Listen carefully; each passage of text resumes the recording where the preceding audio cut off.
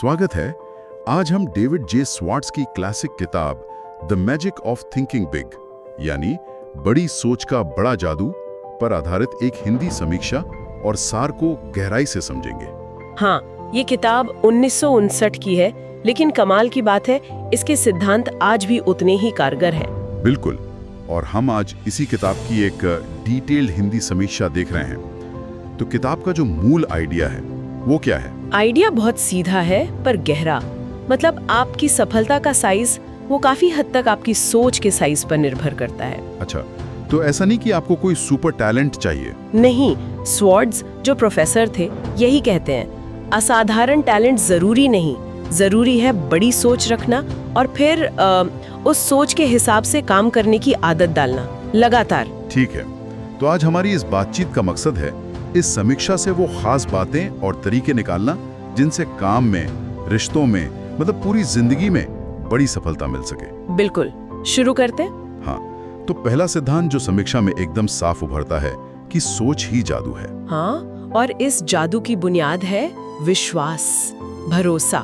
समीक्षा कहती है विश्वास करो कि तुम सफल हो सकते हो और तुम हो जाओगे। ये सिर्फ पॉजिटिव थिंकिंग नहीं है, मतलब ये एक गहरा यकीन है।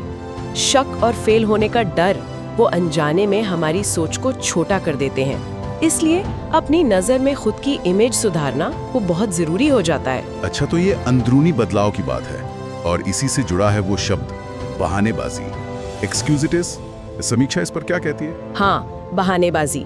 समीक्षा बताती है कि कैसे लोग अक्सर बहाने बनाते हैं। मेरी सेहत ठीक नहीं, उम्र ज्यादा हो गई, मुझे इतना पता नहीं, या फिर किस्मती खराब है। ये आम बहाने हैं। हाँ, सुने ये तो। अब क्या सीखूंगा इस उम्र में, या मेरे पास वो मौके कहाँ। तो किताब कहती है इनसे पार पाना होगा। बिल्कुल, पहले तो इन्हें पहचानना होगा। समीक्षा जोर देती है कि ये सिर्फ बहाने नहीं, ये दिमागी दीवारें हैं। इन्हें हटाना जरूरी है ताकि जो एनर्जी इनमें जारी है वो असल काम में लगे। सही कहा, मतलब बहाना छोड़ा तो एक्शन के लिए जगह बनी। एग्जैक्टली, ये अपनी काबिलियत पर यकीन करने जैसा है, सिर्फ बहाने छोड़ना नहीं। और ये किताब सिर्फ सोचने पर ही नहीं रुकती है ना, एक्शन पर बहुत जोर है। जैसे डर पर काबू पाना। समीक्षा इस बारे में क्या कहती है? डर का क्या इलाज है? इलाज एक ही है, एक्शन, काम करना। समीक्षा इसे बहुत अहम मानती है। डर को खत्म करने का सबसे अच्छा तरीका है बस वो काम कर डालना जिससे डर लगता है। लेकिन ये तो उल्टा लगता है। हम सोचते हैं डर खत्म होगा तो एक्शन लेंगे। हाँ, पर ये मनोवैज्ञानिक सच है। जब हम कुछ नहीं करते, टालते रहते हैं तो डर और बढ़ता है। लेकिन जैसे ही हम पहला कदम उठाते हैं, चाहे छोटा सा ही क्यों ना हो, डर कम होने लगता है।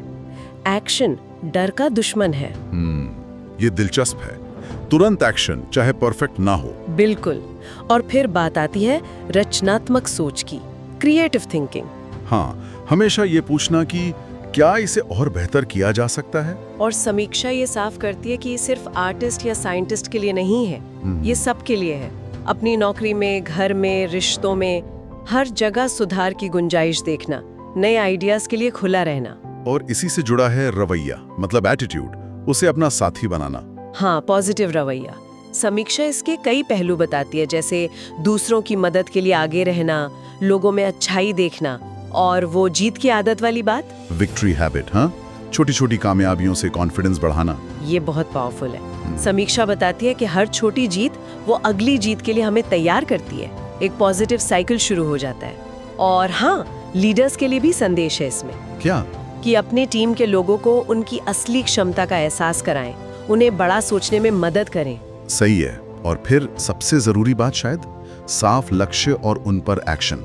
समीक्षा इस पर बहुत जोर देती है ना। बिल्कुल, अगले 10 साल के लक्ष्य लिखना, फिर उन्हें छोटे छोटे स्टेप्स में तोड़ना, और सबसे जरूरी टालम टोल से बचना, वो अभी नाउ वाली बात। हाँ, अभी करो, ये बार बार आता है। सिर्फ सोचना काफी नहीं है, एक्शन लेना ही होगा। निश्चित रूप से, बड़ी सोच और तुरंत एक्शन, यही कॉम्बिनेशन है जो रिजल्ट लाता है। वरना बड़ी सोच तो बस ख्वाब रह जाएगी, है ना? समीक्षा यही रेखांकित करती है। तो अगर हम पूरी बात को समेटें, तो ये किताब और इसकी समीक्षा सिर्फ मोटिवेशन नहीं है, ये एक तरह का रोड मैप है। हाँ, एक गाइड जो दिखाता है कि कैसे कोई भी आम इंसान अपनी सोच को बड़ा करके और सही आदतें अपनाकर असाधारण सफलता पा सकता है। ये यकीन दिलाती है कि हमारी जो क्षमता है वो हमारी सोची हुई लिमिट से कहीं ज्यादा है। और शायद आखिरी संदेश यही है कि नेगेटिविटी और बहानों को छोड़कर आत्मविश्वास और पॉजिटिविटी के साथ जिया जाए। मानसिकता बदलने का आह्वान है ये। सब कुछ सुनकर एक सवाल दिमाग में आता है। समीक्षा ये तो बताती है कि बड़ी सोच कैसे काम करती है, बहानों से कैसे बचें। पर सोचने वाली बात यह है कि ये सब जानने के बाद भी बहानों के अलावा वो कौन सी और गहरी अंदरूनी रुकावटें हो सकती हैं जो किसी को वाकई में इस बड़ी सोच को पूरी तरह अपनाने से रोकती हैं।